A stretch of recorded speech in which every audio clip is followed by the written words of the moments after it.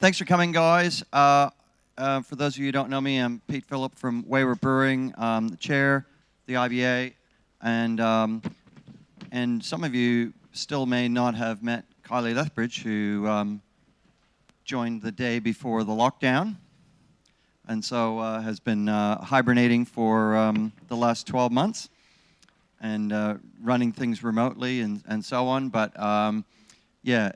If you have not met Kylie, you need to introduce yourself post-haste after this. So, look, this is going to be, I guess, a little bit of a fireside chat about what we see on the agenda into the future, what we've been spending our time on. Obviously, one of the big things we've been spending our time on our Christmas came early with the increase in the excise rebate. And some other good stuff like going to 100% and not needing to pay and claim back. So that's pretty amazing news. I know there's been a fair amount of chat about what that means for the industry. I think most people see it as a positive thing.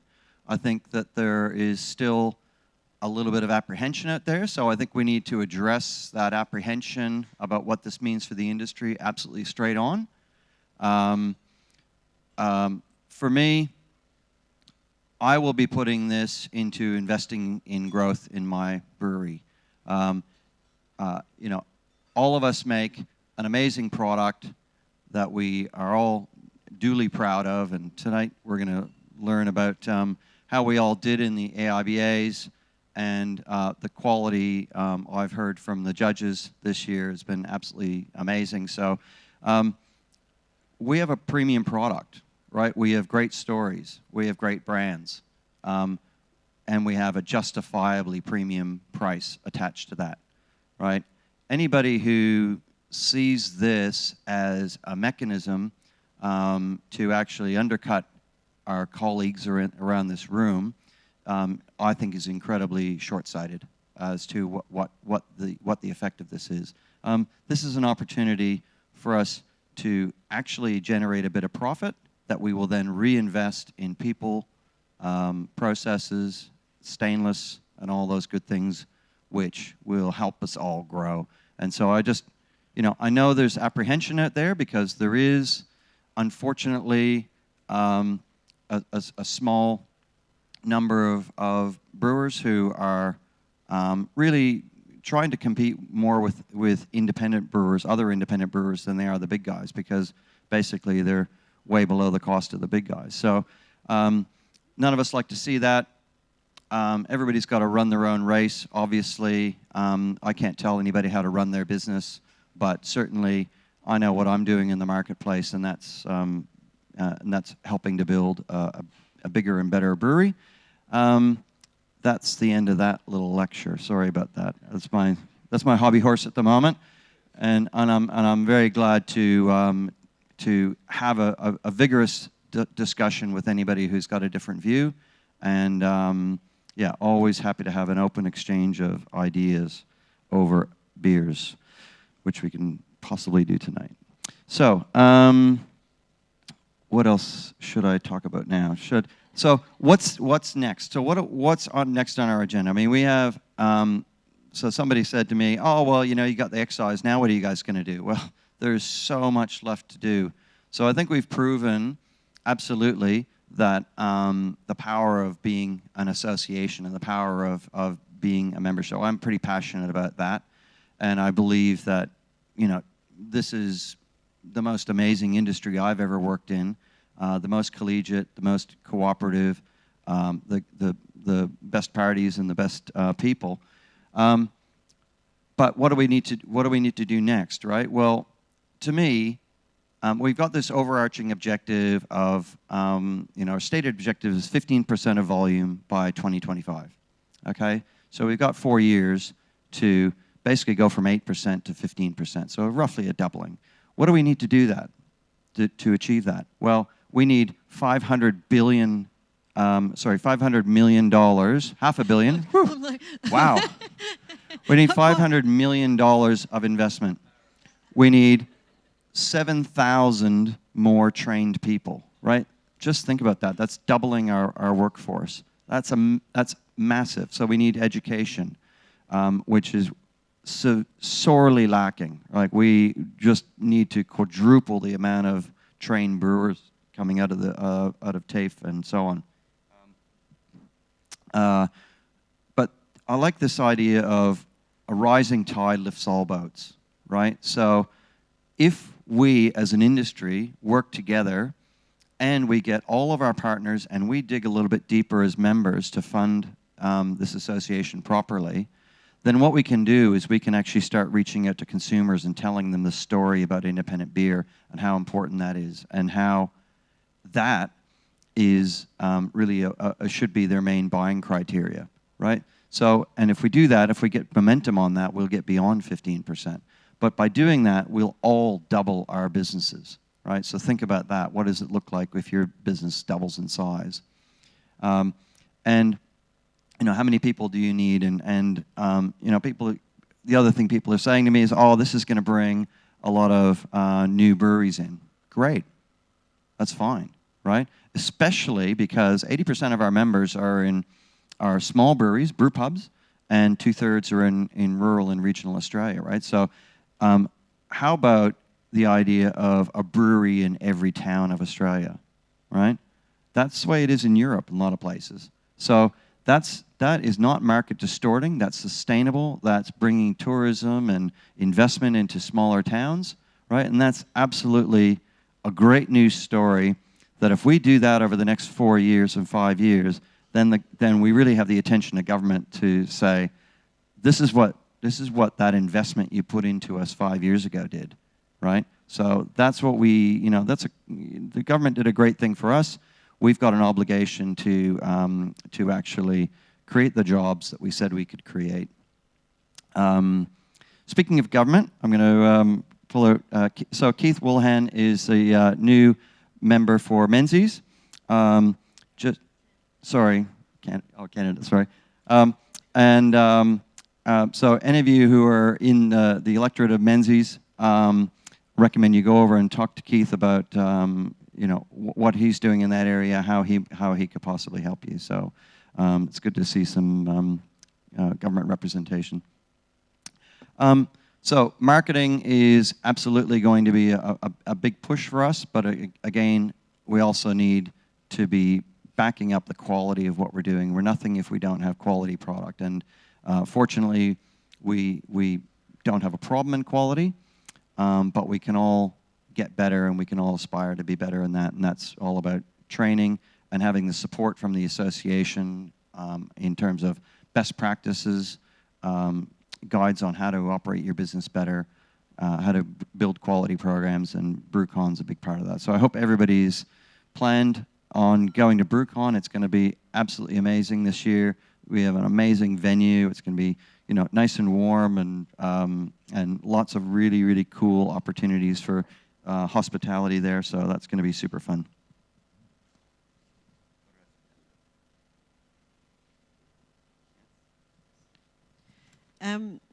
So nice to meet everybody that I haven't met or didn't listen to me talk for an hour just before this.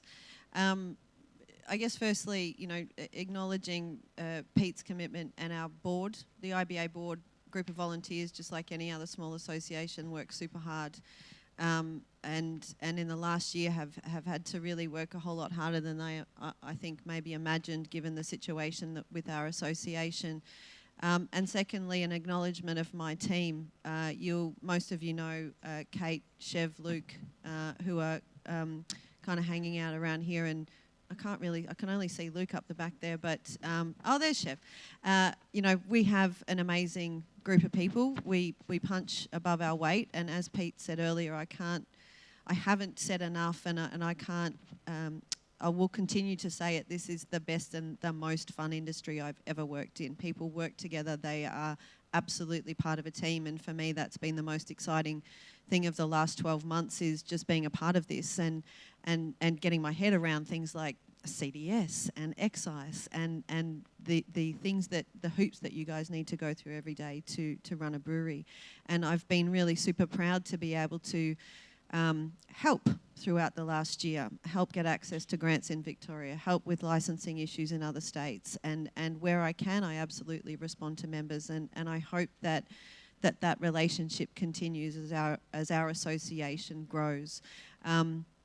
I imagine that if you asked anybody what the association looked like 18 months ago, it's probably a little different than what it does now, because a year of a global pandemic meant that we had to really change the role of what we did. We had to pull out all stops. We had to reduce our own hours. We had to, reduce staff and do more. As any association does in the evolution of an industry, we need to adapt as well. And so, as Pete said, now we have tick, excise done. We're looking, and I've been looking to the next biggest thing for us in terms of what we're doing for advocacy. We're looking at being much more involved in trying to find some sort of national alignment to CDS. We're listening to our members. You guys are telling us CDS is a problem. We are at the minute, and if you guys are not aware of this, you really need to know what's happening with FSANZ at the minute, the review of the FSANZ Act, as well as potentially new labelling guidelines coming in about sugar and carbs. What we're worried about is where the future of labelling goes, and again, we're in their boots and all in providing a submission to that process at the minute. As Pete said, consumer marketing, it's not a thing that the IBA has done before the SEAL guidelines were developed. And, the team that developed those guidelines did an amazing job. Stomping Ground got their design team. We had a huge amount of support for that. We then had a BrewCon, and we then had an Indie Beer Day, and then again we had a global pandemic. So we really haven't had a good run at getting those out and about, and that's really our next priority. We've heard recently from members all over the country that consumer engagement is where you want us to go. You want us to be telling consumers what indie means versus what some of the other brands mean. We need to develop the indie story. And so I was up till quite late last night, unfortunately not drinking beers, but writing a funding application for 300 grand to develop that story. So again, we're listening to what you guys are telling us. Pete said earlier that education and training is a problem, and I didn't realise again until the last month or two how big a problem that actually is, not just beyond, with skilled brewery staff, but beyond that.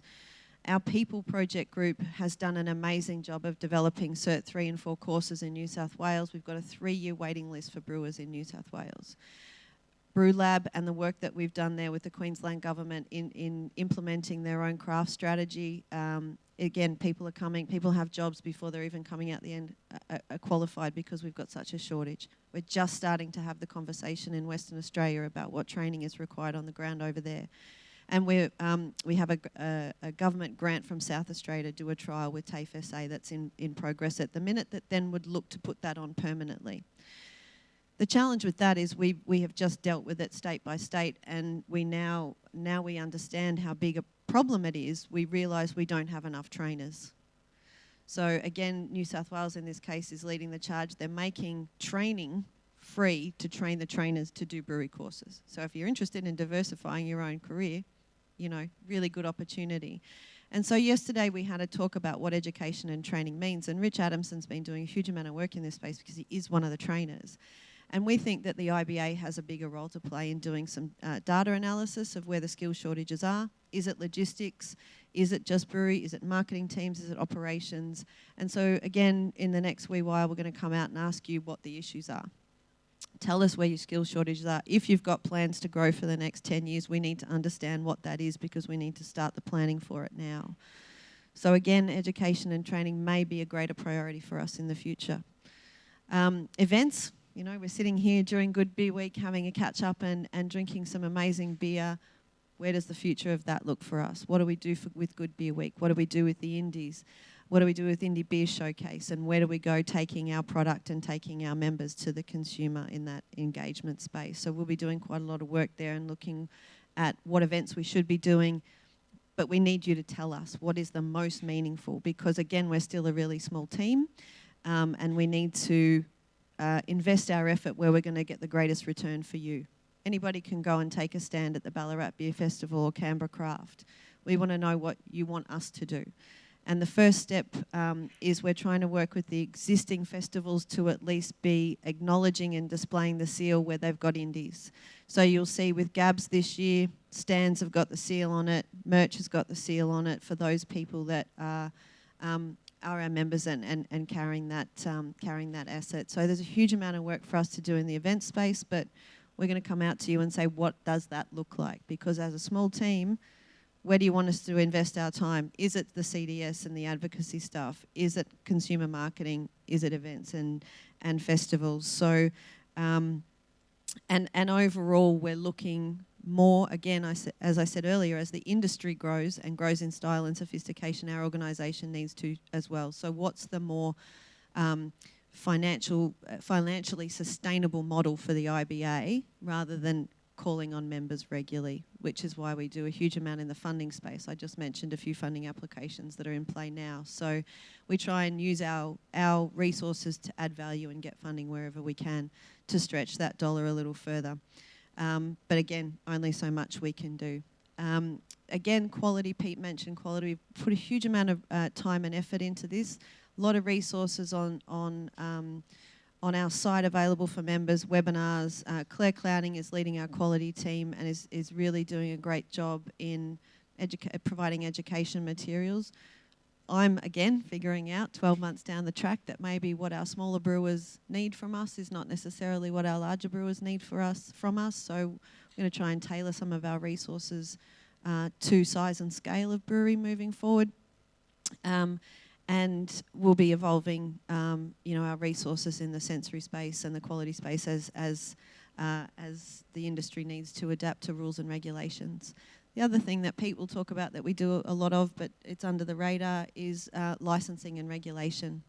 So we respond. Government now comes to us more than they used to say, what do you think about this new liquor license? What do you think about this new zone in the planning scheme? Will it support you? Will it not? Regulation, red tape. We've just participated in a federal government review of the regulation around excise as well as excise itself. So we're hoping there might be something positive come out of that in terms of making the process easier. So we're being recognised as the organisation to come to for feedback, which is really lovely. And certainly an acknowledgement, I think, that we are the representative body for the industry. And I assume that will continue to grow as we work with our state bodies to either implement the indie beer action plans that are in place like Queensland and New South Wales, or developing new constructs in other states to help recognise and provide greater support to indie beer. Yeah, an example of that was we now have independent craft beer strategies for New South Wales and Queensland.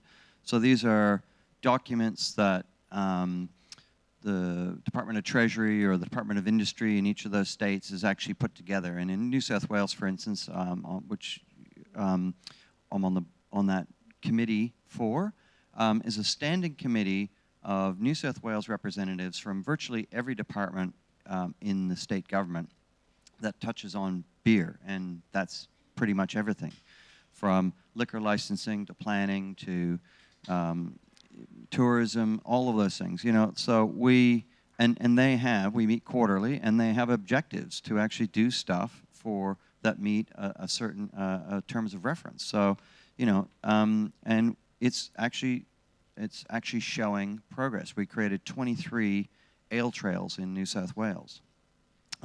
So these things move at a glacial pace. I mean, it took a year to get this terms of reference document that had really high-level stuff, and you read it and you say, really, is this actually going to achieve anything?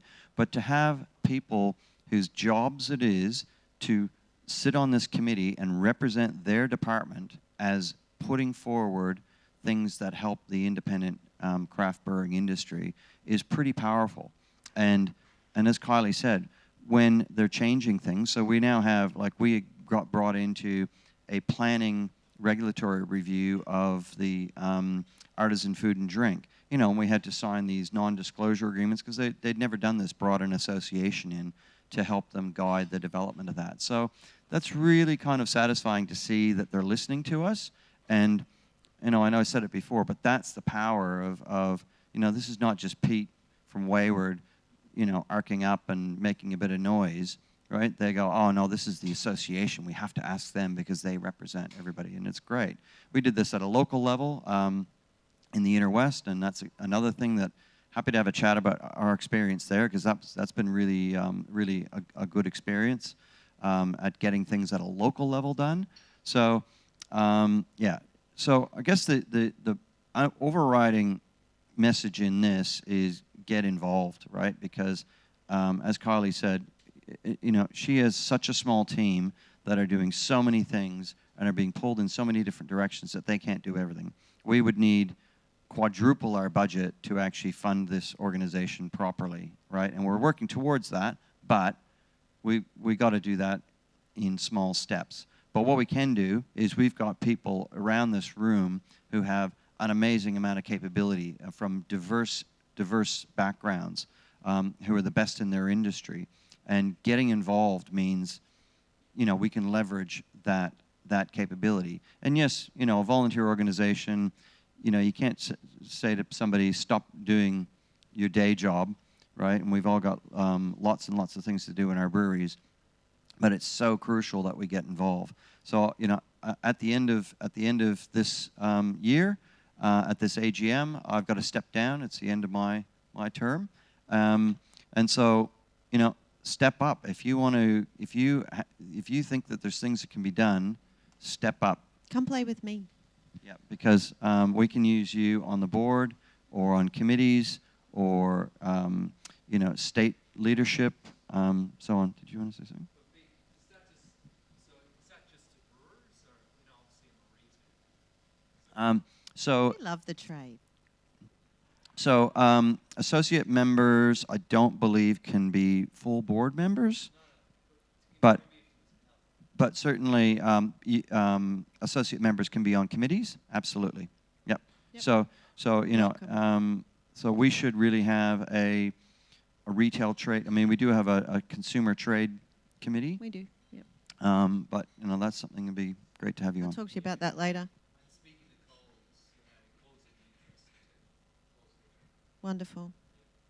One of the things that I neglected to mention earlier, just because we've probably got more Victorian breweries in the room, is an exciting new construct here called the Victorian Drinks Alliance. We were all lining up to ask the Victorian government for money as a result of COVID last year and trying to get help for recovery. And John Selton had led the charge on that committee for quite some time, and it's a construct of basically Wine Victoria, Cider Australia, Australian Distillers, us, and the Melbourne Food and Wine Festival, or Food and Wine Vic. We put a proposal together.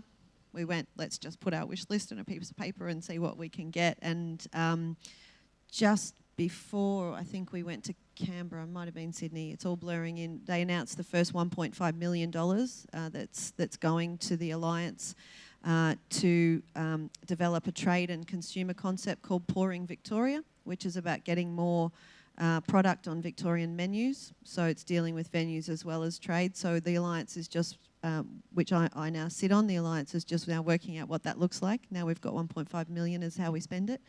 So again, that kind of, the work that we're doing in each state, even though it might not have an indie beer strategy, we're looking to do something. We're working with Food South Australia in the same way. So watch the space for what's coming out of the Alliance there in Victoria.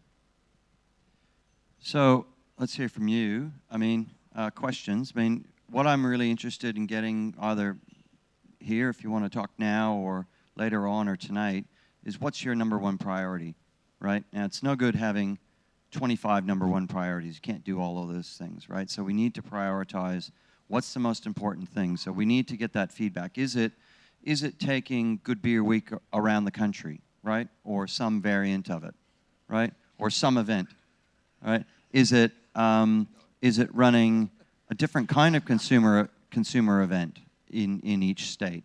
Is it advertising and telling consumers directly about the value of independent beer and what independence means and what the seal means? Is it CDS? Is it tap contracts, right? I had a big, long conversation with somebody today about tap contracts. It's absolutely on my radar. It's a big, long game, and we got to do it right because we know what happened last time, right? But it's something I'm pretty passionate about. So, yeah, we need to hear from you, or if there are any questions about anything else we're doing. It's all good then. Doing a great job. Just keep Thumbs up. doing what you're doing.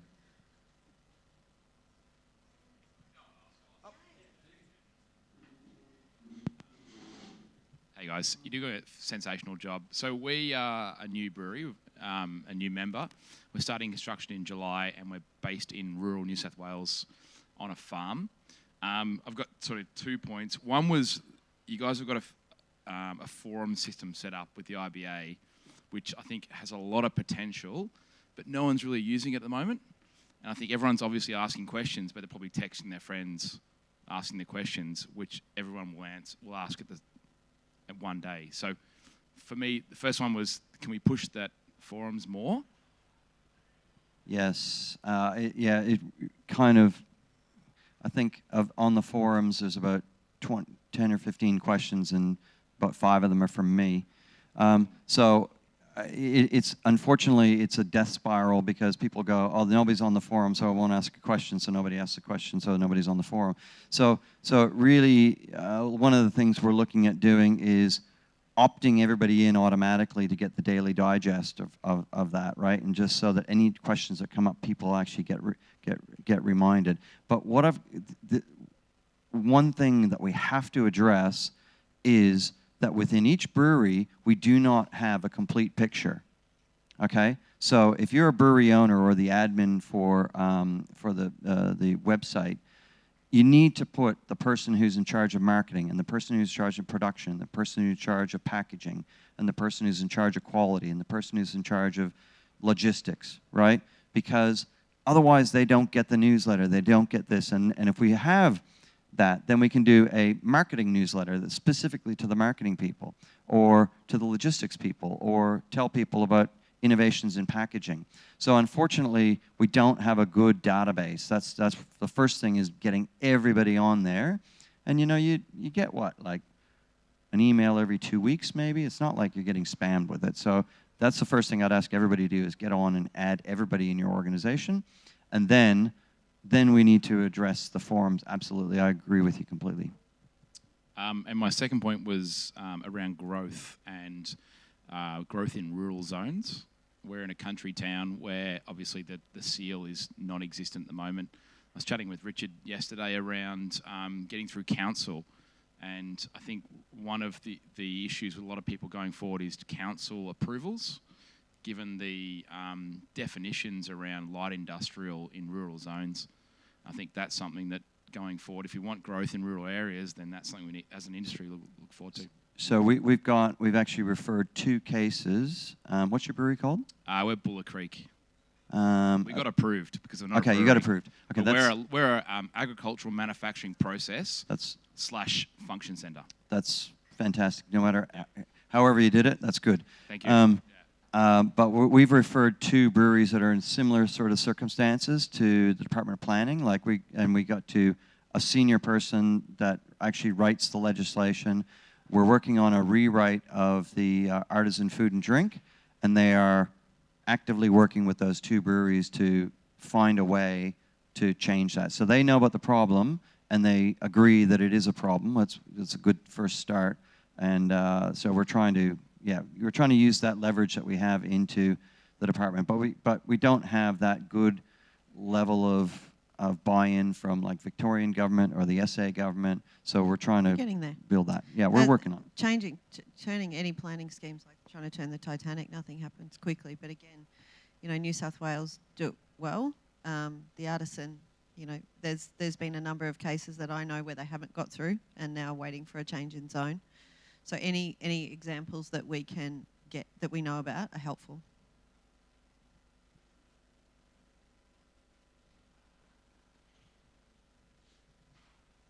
Resounding silence. That is amazing. Time for some beers? Beers then. Well, Pete and I are going to be here for a while, and then we'll be at the ABAs tonight. The crew's here. Have a chat to them, and we look forward to the next phase for the IBA. Thanks, guys.